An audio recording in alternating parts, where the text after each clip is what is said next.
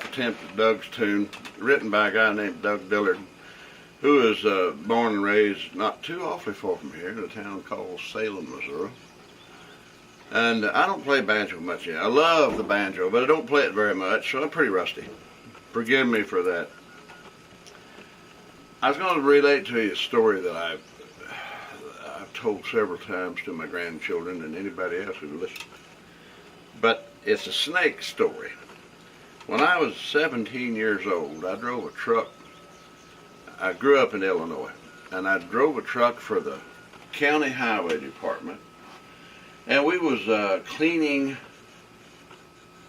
ditches in the Illinois River bottom one time, drainage ditches, which simply means drains all the water out of the bottoms into the Illinois River, and they fill up with mud and whatnot, and they have to be cleaned every so often. We was hauling that mud and dirt out of those drainage ditches, and we was driving along a bean field, a farmer's field, and of course we had strict instructions not to wallow around in the bean field and destroy his crop. The best we could was staying right in them tracks, but you know, even at best, you're going to wallow those tracks a little bit. So we was doing real good. I hauled, there was 3 or 4 or 5 trucks hauling that day, and I went out with a load, and I came back, and I just driving, and I could see beans over to my left and timber and brush over to my right. And I was looking down those tracks, driving, and I seen a black, I thought a shadow or a limb off of a tree was laying across both tracks. And I thought, I didn't see that limb when I went out. I'm thinking, where did it come from? There's no real trees that big to drop a limb. And all at once, in the left track, this shadow, this black thing, disappeared.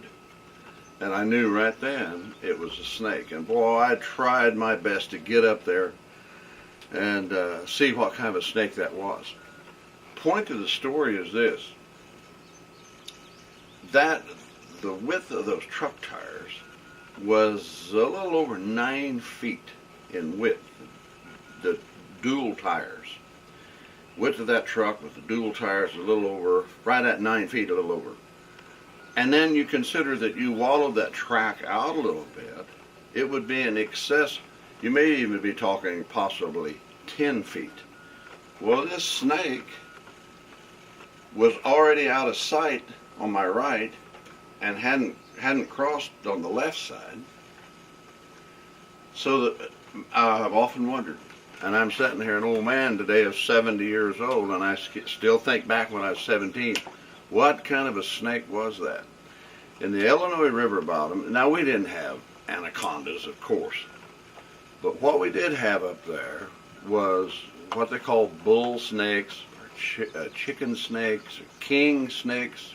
Don't know any of the proper names, but I saw a snake in excess of 9 feet long in the Illinois River bottom.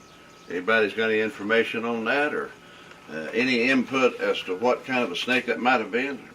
I have no idea, but it's the biggest snake I ever saw outside of the zoo. I'll see you the next time, maybe with another snake story, who knows.